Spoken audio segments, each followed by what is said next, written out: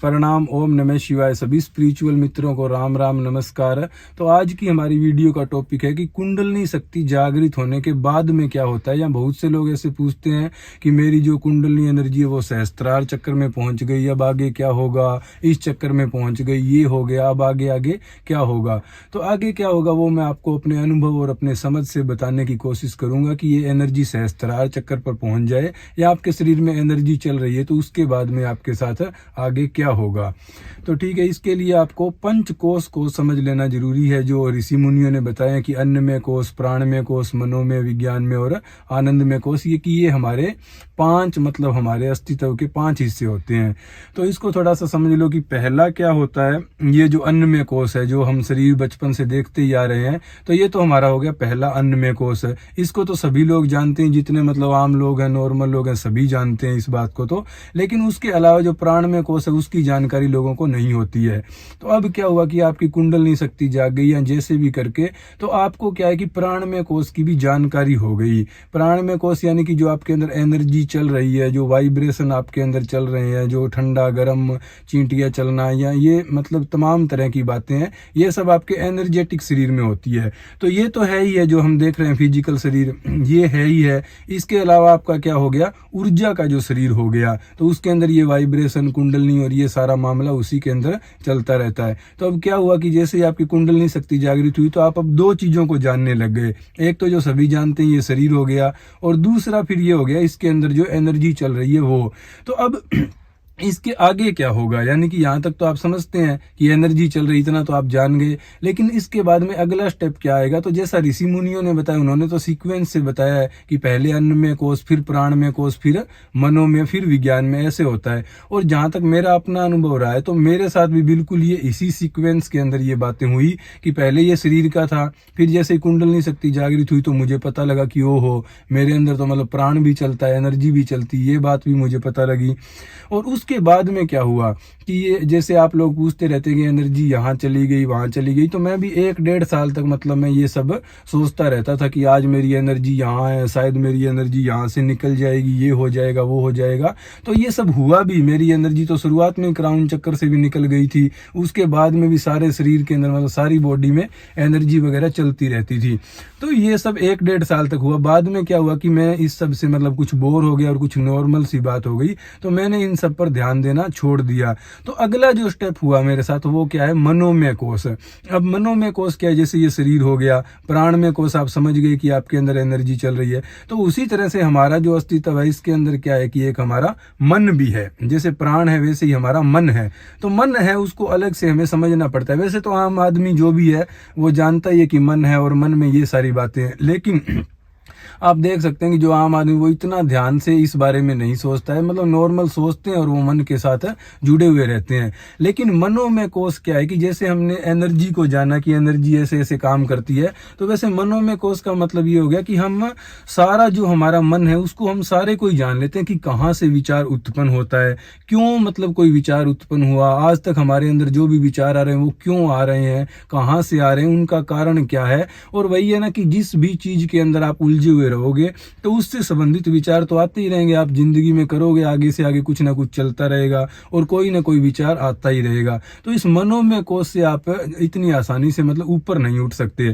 तो इसमें जो भी है, जो भी मतलब आपके दिमाग में विचार आ रहा है कि समाज है, कर्तव्य है, ये है, घर है, परिवार है, जो कोई भी मतलब विचार आ रहा है, विचार जहां भी है वो क्या है, आपका मन है। और मन की जो भी बात है वो आपकी मनोमय कोश के अंदर आ जाती है। तो जैसे ऊर्जा से आप ऊपर उठते हैं तो फिर अगला स्टेप यही है कि आपको अपने मन को पूरी तरह से जानना होता है। जैसे कि वो कहते हैं ना कि कोई गाड़ी को खोल कर और दोबारा से फिट कर देते हैं, वैसे ये जो पूरा दिमाग आपका है, पूरे विचार है, इनको ऐसा मान लो कि पूरा खोल कर और पूरा फिट करना है। कि एक तो नॉर्मल आदमी मन को जानता है वो अलग बात है, लेकिन एक जो आप मतलब मनोमय कोश में जाते हैं तो आप इस मन को गहराई से समझ जाते हैं कि इसके मतलब ये कैसे काम करता है, क्यों होता है, क्या होता है, ये सारी मतलब बात है आप समझ जाते हैं। अब देखिए तो इसके बाद में जब आप इस मन से पार उठ जाते हैं, यानी कि अब आपके पास विचार करने को कुछ रहा ही नहीं, कोई है ही नहीं, कोई ऐसी चीज ही नहीं बची जिसके बारे में आप विचार करना चाहो, तो जब इतना आपके अंदर क्लियरिटी आ जाती है तो फिर आप नेक्स्ट विज्ञानमय कोश के अंदर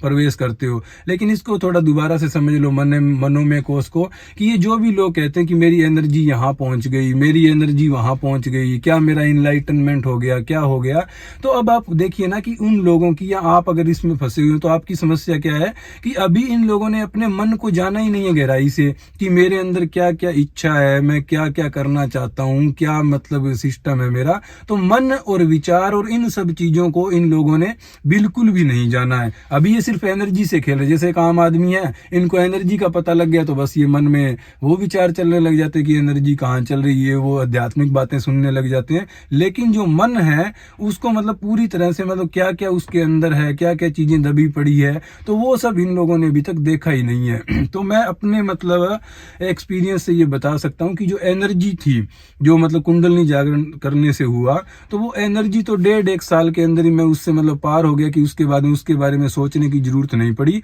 लेकिन ये मनोमय कोश है, इससे निकलने में आप मान सकते हो कि 4-5 साल मुझे लग गए। अब आप समझ लीजिए कि जितना आपके साथ ये एनर्जी वाला काम जितना टाइम चलेगा, उससे भी 3-4 गुना टाइम आपको ज्यादा लग सकता है अपने मन से पार जाने के लिए। तो ये आपके साथ अगला होगा कि आपको अपने मन को क्या क्या विचार है, क्यों आ रहे हैं, क्या इच्छाएं हैं, क्या करना चाहते हैं, जो भी मतलब बात है, तो वो सारी आपकी क्लियर होगी, तभी आप मनोमय कोश से आगे जा पाएंगे। तो अब समझ गए ऊर्जा के बाद में क्या आएगा, मनोमय कोश।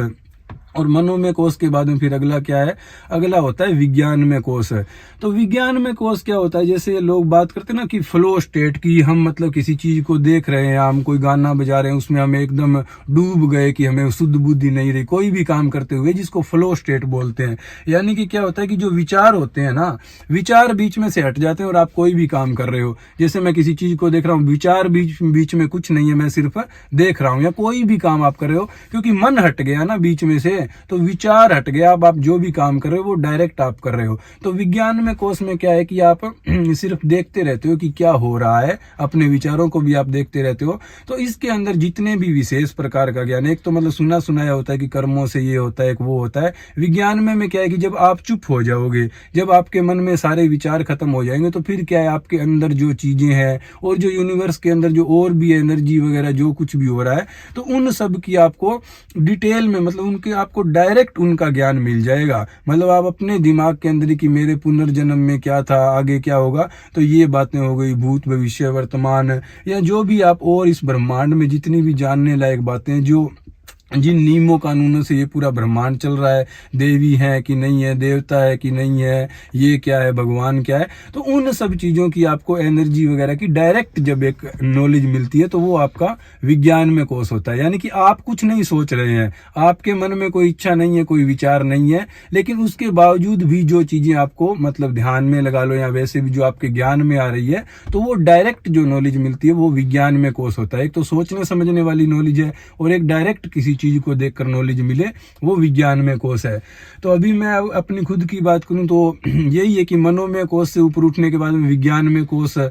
और इसमें कई बार क्या है कि कुछ चमत्कार भी होते रहते हैं। अब वो मैं आपको बता तो नहीं सकता, लेकिन ऐसे मतलब घटनाएं हो जाती है कि जब हमारा मन शांत हो जाए, हम अंदर से चुप हो जाए या विचार रुक जाए, तो फिर क्या है कि ये टेलीपैथी करना और ये मतलब कुछ जो चीजें हैं वो विज्ञान में कोश के अंदर हो जाती है। और बाकी आगे आगे इसके अंदर और भी मतलब जितनी भी जो मतलब अंडरग्राउंड चीजें वो सारी आ जाती है। तो विज्ञान में कोश में क्या है कि जो भी समझने लायक है, जो भी सीखने लायक आपके लिए जरूरी है इस ब्रह्मांड में, वो सारा ज्ञान आपको विज्ञान में कोश के अंदर मिलता है। और जब मतलब आप मन से ही ऊपर उठ गए, सारी इच्छाएं वगैरह खत्म हो गई, जब आपको सारा ज्ञान ही मिल गया, तो फिर रह ही क्या जाता, फिर तो आप बैठे बैठे आनंद के अंदर ही हो। तो फिर आप 5वें कोश के अंदर मतलब प्रवेश कर जाते हो, आनंदमय कोश के अंदर।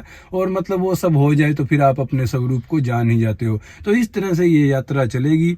तो अब आप समझ गए होगे, वीडियो उन्हीं लोगों के लिए थी जो कहते हैं कि एनर्जी सहस्त्रार चक्कर पर पहुंच गई है, कि एनर्जी पहुंची, अभी आपका दिमाग तो उस लेवल पर नहीं पहुंचा ना, आपकी सोच विचार वो तो अभी नीचे ही अटके पड़े हैं। तो वो मनोमय कोश है, उसको पूरा क्लियर होने में टाइम लगेगा, फिर विज्ञान में कोश और फिर आगे आगे आएगा।